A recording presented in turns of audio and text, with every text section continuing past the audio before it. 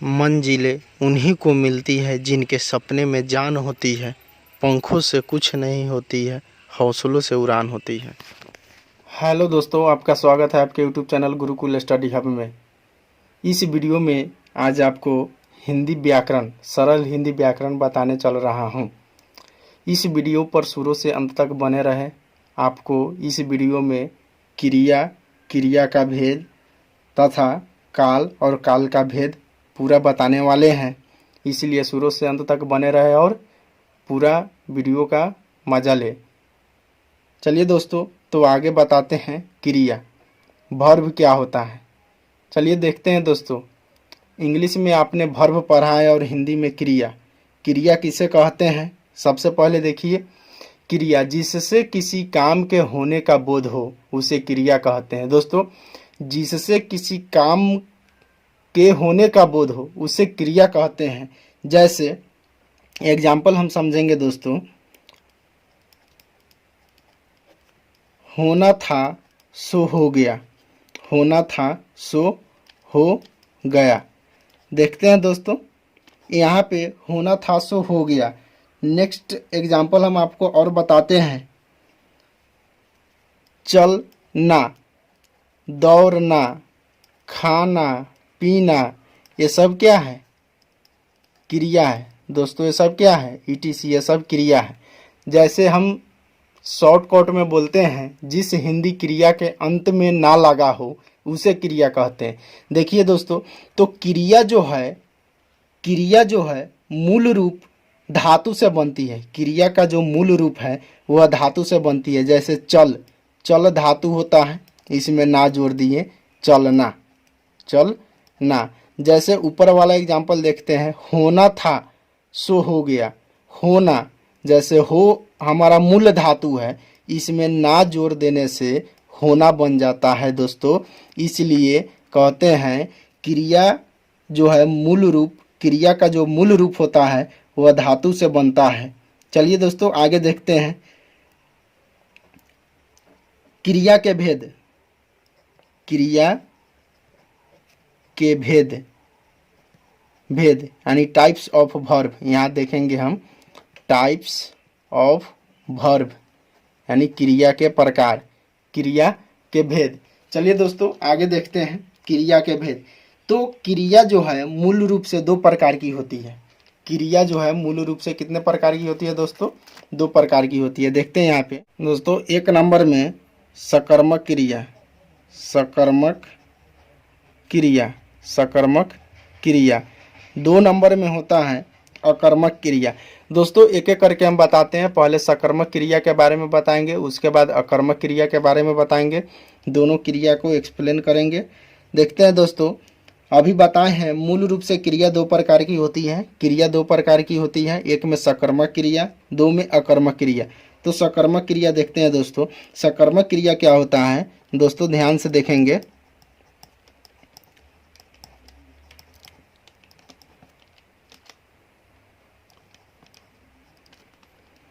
दोस्तों, जिस क्रिया का फल कर्म पर पड़े, जिस क्रिया का फल कर्म पर पड़े उसे सकर्मक क्रिया कहते हैं।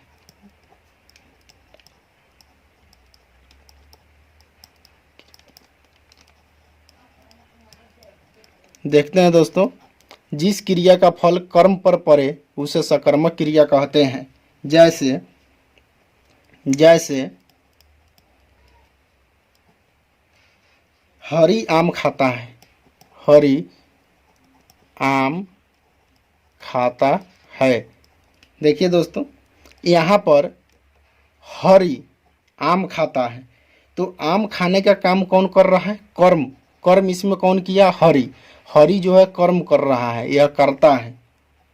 ठीक है दोस्तों, यहाँ पर आम जो है कर्म है और हरी जो है करता है, करता, और हरी आम कर्म है।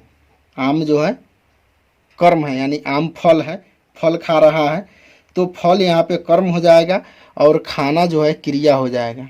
खाना जो है क्रिया हो जाएगा। ध्यान से देखते हैं दोस्तों, सकर्मक क्रिया कहते हैं जिस क्रिया का फल कर्म पर पड़े उसे सकर्मक क्रिया कहते हैं। जैसे हरी आम खाता है, तो हरि का खाना, हरि का खाना, हरि क्या खाता है? आम खाता है, आम फल है।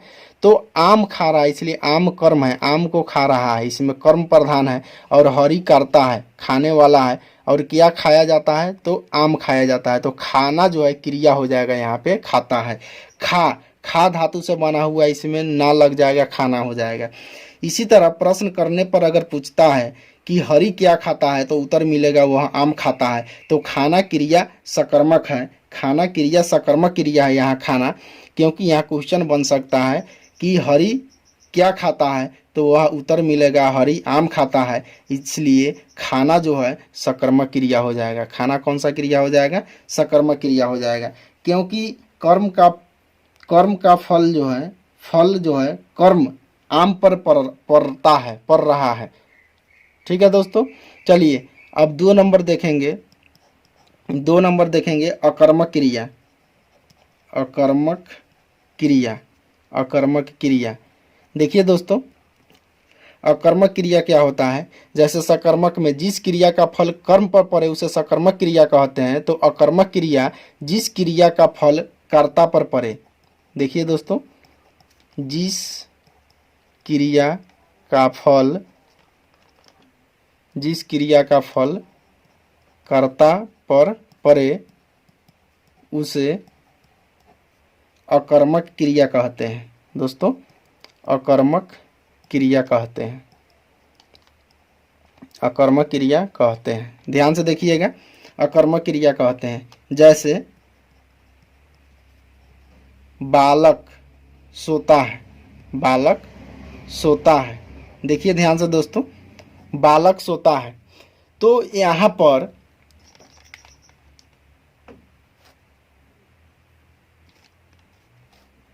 ध्यान से देखिए, बच्चा सोता है, इस वाक्य में क्रिया करने वाला कौन है? बालक है। क्रिया कौन कर रहा है? बालक है, सोने का काम कर रहा है। बच्चा, बालक बच्चा है जो सोने का काम कर रहा है, जो करता है। क्या है? करता है, करता है। क्योंकि क्रिया का सारा फल जो है, क्रिया का सारा फल इसी पर पड़ रहा है, बालक पर ही पड़ रहा है। सोना या रोना, जैसे बालक रोता है, बालक रोता है, बालक रोता है। देखिए दोस्तों, इसमें दूसरा कोई ऐसा शब्द नहीं है जिस पर इसका फल पड़े। यहाँ पूरा का पूरा फल जो है, पूरा का पूरा प्रेशर जो है किस पर पड़ रहा है? बालक पर पड़ रहा है। कर्ता बालक हो जाएगा। बालक रोता है, बालक सोता है, इसलिए यहाँ सोना और रोना, सोना और रोना अकर्मक क्रिया हो जाएगा। क्योंकि यहाँ पे अगर प्रश्न करते हैं कि बालक क्या करता है, बालक क्या करता है, तो बालक क्या करता है? तो सोता है, नहीं। तो यहाँ पे जो क्वेश्चन बनेगा वह बालक क्या सोता है, यानी इसमें जो है तीसरा कोई प्रधान ही नहीं है, तीसरा कोई कर्म ही नहीं है। इसलिए अकर्मक क्रिया हो जाएगा रोना सोना। क्योंकि अगर इसी में अगर रहता कि बालक भात खाता है, बालक भात खाता है, तो भात खाता है तो खाने का काम भात कर रहा है। कौन खा रहा है? तो बालक खा रहा है। तो उस समय जो क्रिया बनता वह सकर्मक क्रिया बनता। बालक भात खाता है, बालक फल खाता है, या हरि आम खाता है।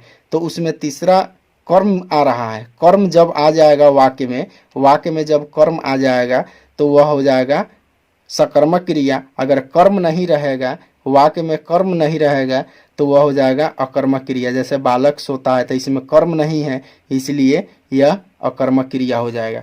दोस्तों, मुझे उम्मीद है कि वीडियो समझ में आ गया होगा। अब नेक्स्ट टॉपिक देखते हैं दोस्तों। नेक्स्ट टॉपिक है एक सहायक क्रिया।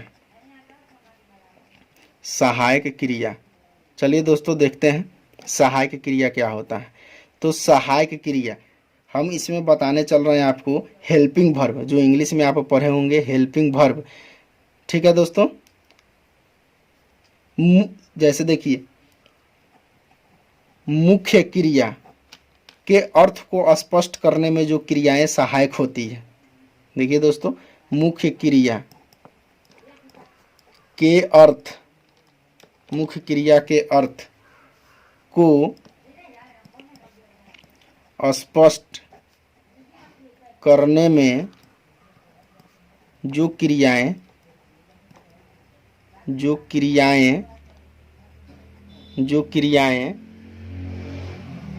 सहायक होती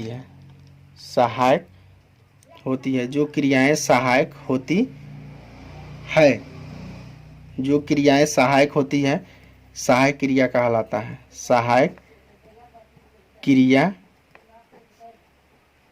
कहलाती है। चलिए दोस्तों देखते हैं सहायक क्रिया। मुख्य क्रिया के अर्थ को स्पष्ट करने में, मुख्य क्रिया के अर्थ को स्पष्ट करने में जो क्रियाएं सहायक होती है, सहायक क्रिया कहलाती है।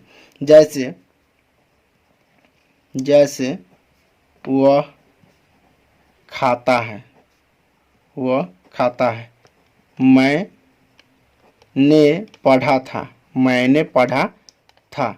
मैंने पढ़ा था, तुम जग रहे हो, वे सुन रहे थे। दोस्तों इस टाइप का जो सेंटेंस होगा, वाक्य होगा, वो सहायक क्रिया होगा। जैसे देखिए इस वाक्य में खाना, पढ़ना या सुनना या जगना, जैसे हम बोले हैं तुम जग रहे हो, वे सुन रहे थे। देखिए दोस्तों, तो इस वाक्य में पढ़ना, जगना, सुनना ये सब क्रिया है। शेष क्रिया, इस सब के अलावा शेष क्रिया जो है था, थे, हो, रहे थे, यह सब है सहायक क्रिया। ये मुख्य क्रिया के अर्थ को स्पष्ट और पूरा करती है। देखिए दोस्तों कैसे, जैसे वह खाता है, पूरा कर दिया। मैंने पढ़ा था, यह जो है सहायक क्रिया है था, जो इस वाक्य को पूरा करता है। जो मुख्य क्रिया है पढ़ना, इसको पूरा कर दिया। मुख्य क्रिया मेन वर्ब जो होता है, खाना, पढ़ना, जगना, सुनना, हंसना, ये सब जो है इसके साथ है, हो, रहे थे, पढ़ा था, ये सब जो है सहायक क्रिया है। तो सहायक क्रिया इसमें कौन कौन है दोस्तों? सहायक क्रिया है, था, रहे थे, ये सब कौन सी क्रिया है? ये सब सहायक क्रिया है, जो इस वाक्य को या मुख्य क्रिया के अर्थ को स्पष्ट और पूरा करती है, इसलिए इसे सहायक क्रिया कहते हैं। दोस्तों जो मुख्य क्रिया के अर्थ को स्पष्ट करे या पूरा करे उसे हम सहायक क्रिया कहते हैं। दोस्तों चलिए अब सहायक क्रिया के बाद देखते हैं प्रेरणार्थक क्रिया। दोस्तों नेक्स्ट टॉपिक प्रेरणार्थक क्रिया देखते हैं। चलिए दोस्तों देखते हैं प्रेरणार्थक क्रिया। जिन क्रियाओं से इस बात का बोध हो कि कर्ता स्वयं कार्य न कर किसी दूसरे से करने के लिए प्रेरित करे, वे प्रेरणार्थक क्रियाएं कहलाती हैं। दोस्तों जिन क्रियाओं से इस बात का बोध हो कि कर्ता स्वयं कार्य न कर किसी दूसरे से करने के लिए प्रेरित करे, वे प्रेरणार्थक क्रियाएं कहलाती हैं। दोस्तों एक बार और सुनिए, जिन क्रियाओं से इस बात का बोध हो कि कर्ता स्वयं कार्य न कर किसी दूसरे से करने के लिए प्रेरित करे, वे प्रेरणार्थक क्रियाएं कहलाती है। दोस्तों कोई ऐसा काम हो जिसे स्वयं नहीं करके दूसरे से करवाने के लिए प्रेरित करते हैं, उसे प्रेरणार्थक क्रिया कहते हैं। दोस्तों जैसे देखिए उठना है, तो देखिए दोस्तों उठना तो स्वयं हो गया, स्वयं उठता है, तो उठना प्रेरणार्थक क्रिया नहीं हुआ। उठना का हम कहते हैं उठाना या उठवाना। अगर उठवाना कह दिए तो हम किसी दूसरे से उठवाते हैं, या उठाना किसी दूसरे को कहते हैं उठाने के लिए, तो ये प्रेरित करते हैं, दूसरे को कहते हैं प्रेरित करते हैं दूसरे से करवाने के लिए, इसलिए इसे जो है प्रेरणार्थक क्रियाएं कहते हैं। जैसे उड़ना, तो उड़ना का जो है यह स्वयं उड़ रहा है, तो उड़ना स्वयं नहीं करना है, स्वयं करेंगे तो ये प्रेरणार्थक क्रिया नहीं होगा। उड़ना जो है उड़वाना या उड़ना, तो यहाँ पे हम उड़वाना अगर कहते हैं तो यहाँ पे दूसरे को करने के लिए हम प्रेरित करते हैं, चाहे कोई चीज़ कहते हैं कि देना, मान लीजिए कि कहते हैं देना, तो देना कह दिए तो स्वयं देने के लिए कह रहे हैं, लेकिन नहीं, यह प्रेरणार्थक क्रिया नहीं होगा। अगर हम इसी को कहते हैं कि दिलवाना, कोई चीज़ अगर मांगते हैं किसी से तो कहते हैं कि एक पेन दिलवा दो, दिलवा दो, यानी दूसरे को हम प्रेरित कर रहे हैं, कह रहे हैं करने के लिए, इसलिए दिलवाना जो है प्रेरणार्थक क्रिया हो गया है। या दिलाना, दिला देना, दूसरे को हम प्रेरित किए तो यह हो गया प्रेरणार्थक क्रिया। दोस्तों अब इसमें जो है धातु के बारे में कुछ हम आपको बता देते हैं। धातु, जैसे हम क्रिया में हम बताए हैं आपको कि धातु जो होता है, क्रिया जो है मूल रूप, क्रिया का मूल रूप धातु से बनता है। दोस्तों क्रिया का मूल रूप धातु से बनता है, इसलिए हम धातु के बारे में कुछ बताना चाहते हैं। क्रिया का मूल धातु होता है। दोस्तों क्रिया का मूल धातु होता है, क्रिया का मूल धातु होता है, धातु है, क्रिया का मूल धातु है। धातु क्रियापद के उस अंश को कहते हैं। धातु परिभाषा हम लिख देते हैं दोस्तों, क्रिया का मूल धातु होता है, क्रिया का जो मूल रूप होता है वह धातु होता है। ठीक है दोस्तों, इतना ध्यान रखना है, क्रिया के मूल रूप को धातु कहते हैं। शॉर्टकट परिभाषा भी हो जाएगा, क्रिया के मूल रूप को धातु कहते हैं, क्रिया के मूल रूप को धातु कहते हैं। और दूसरे शब्दों में हम कह सकते हैं धातु क्रियापद के उस अंश को कहते हैं, उस अंश को कहते हैं, उस अंश को कहते हैं जो किसी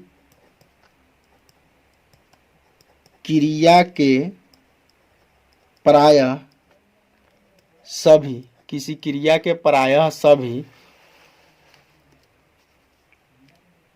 रूपों में पाई जाती है, सभी रूपों में पाई जाती है, सभी रूपों में पाई जाती है। दोस्तों ध्यान से देखते हैं, क्रिया के मूल रूप को धातु कहते हैं, फर्स्ट परिभाषा हो गया।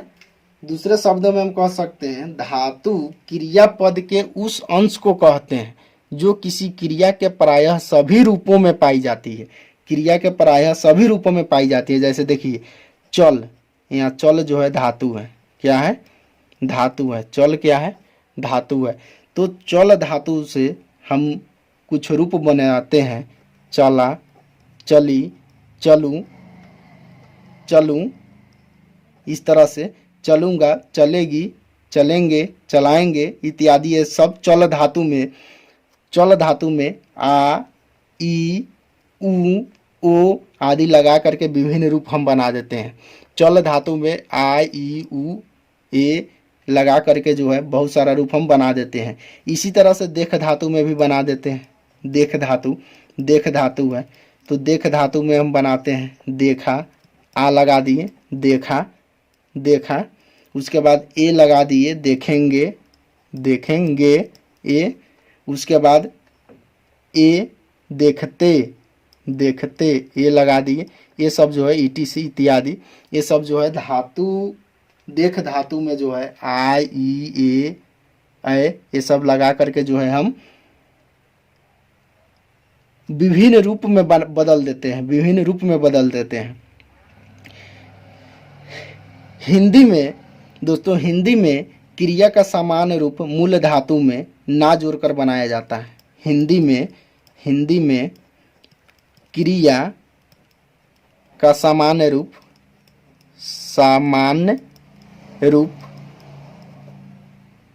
मूल धातु में ना जोड़कर बनाया जाता है। मूल धातु में ना जोड़कर बनाया जाता है, ना जोड़कर बनाया जाता है। ध्यान से देखते हैं हिंदी में हम किस तरह से सामान्य रूप को मूल धातु में ना जोड़कर बनाते हैं। देखिए दोस्तों, जैसे वही है देख, देख में ना जोड़ दिए देखना बन गया, देखना। चल में ना जोड़ दिए चलना बन गया, पढ़ में ना जोड़ दिए पढ़ना बन गया। चलिए दोस्तों, इस तरह से हम बनाते हैं धातु के रूप। अब देखते हैं धातु के भी भेद होता है, धातु के भी भेद होता है दोस्तों, धातु के भी प्रकार होता है। देखते हैं धातु मूल रूप से जो है धातु के दो प्रकार होते हैं। ध्यान से देखते हैं, शब्द निर्माण की दृष्टि से, शब्द निर्माण की दृष्टि से शब्द निर्माण की दृष्टि से धातु दो प्रकार की होती है। धातु दो प्रकार की होती है। देखिए दोस्तों, धातु दो प्रकार की होती है। किस नियम से? तो शब्द निर्माण की दृष्टि से। शब्द निर्माण की दृष्टि से धातु दो प्रकार की होती है। एक में हम लिखते हैं दोस्तों मूल धातु, एक में हो जाएगा मूल धातु, दो में यौगिक धातु। तो सबसे पहले मूल धातु दोस्तों हम बता देते हैं क्या होता है, एक्सप्लेन करके बता देते हैं। ध्यान से देखिएगा, अगर याद करना है तो ध्यान से सुनिए और कॉपी में नोट कीजिए, नोट बनाइए और याद कीजिए। दोस्तों वीडियो को शुरू से अंत तक देखिए, इस वीडियो पर बने रहें, A to Z आपको समझ में आएगा। ध्यान से देखते हैं मूल धातु क्या होता है। देखिए दोस्तों, तो मूल धातु स्वतंत्र होती है और किसी दूसरे शब्द पर आश्रित नहीं होती है। जैसे आपको लिखना है नोटबुक में, मूल धातु, या याद कर लीजिए, इसमें कुछ नहीं करना है। मूल धातु स्वतंत्र होती है यानी फ्री होती है। मूल धातु स्वतंत्र होती है, फ्री होती है, बिना किसी दूसरे शब्द पर आश्रित होती है और किसी शब्द पर भी आश्रित नहीं होता है। यही ध्यान रखना है कि मूल धातु फ्री होता है और दूसरे शब्दों पर आश्रित नहीं होता है, इतना ही ध्यान रखना है। मूल धातु स्वतंत्र होता है और किसी दूसरे शब्द पर आश्रित नहीं होता है। जैसे खा, पी, देख इत्यादि, ये सब हो गया इत्यादि। और 2 नंबर में होता है मूल धातु, यौगिक धातु। ध्यान से देखते हैं दोस्तों, यौगिक धातु क्या होता है। जैसे हम मूल धातु देखें स्वतंत्र होता है और दूसरे शब्दों पर आश्रित नहीं होता है, दूसरे शब्दों पर निर्भर नहीं होता है। उसी तरह यौगिक धातु जो होता है, यौगिक धातु किसी प्रत्यय के योग से बनती है। जब तक इसमें प्रत्यय नहीं लगेगा जब तक यौगिक धातु नहीं बनेगा। यौगिक धातु में प्रत्यय लगता है, प्रत्यय जो होता है किसी शब्द के अंत में जुड़ता है। जैसे लिख धातु है, इसमें प्रत्यय लगाना है। लिख धातु है तो इसमें वाना लगा दिए, लिखवाना, ठीक है, लिखवाना। उसी प्रकार देखते हैं दोस्तों, कट में वाना जोड़ दिए, कटवाना।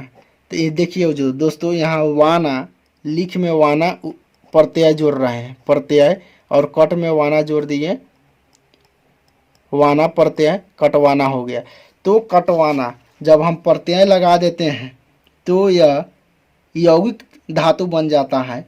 और ऐसा करने पर क्रिया अकर्मक से सकर्मक और प्रेरणार्थक बनती है। दोस्तों जब हम प्रत्यय जोड़ेंगे, किसी धातु में प्रत्यय जोड़ते हैं तो यौगिक धातु बन जाता है, और प्रत्यय जोड़ने से अकर्मक से सकर्मक और प्रेरणार्थक क्रिया बनती है। चलिए दोस्तों, अब देखते हैं, आपको एक टॉपिक बता दिए हैं प्रत्यय जो होता है किसी शब्द के अंत में लगता है, और उपसर्ग जो होता है, उपसर्ग जो किसी शब्द के शुरू में लगता है, उसे उपसर्ग कहते हैं, और अंत में लगता है उसको हम प्रत्यय कहते हैं। जैसे यहाँ देखिए, लिख अगर शुरू में लग रहा है तो यह उपसर्ग हो जाएगा, और वाना अगर जोड़ते हैं लास्ट में तो प्रत्यय हो जाएगा। शुरू में जो जोड़ेंगे वह उपसर्ग और बाद में जोड़ेंगे वह क्या हो जाएगा, प्रत्यय। चलिए दोस्तों, तो इसके साथ मुझे उम्मीद है कि यह वीडियो आपको ज़रूर पसंद आया होगा। अब नेक्स्ट टॉपिक शुरू करेंगे जिसमें टेंस यानी काल के बारे में पढ़ेंगे अगले वीडियो में।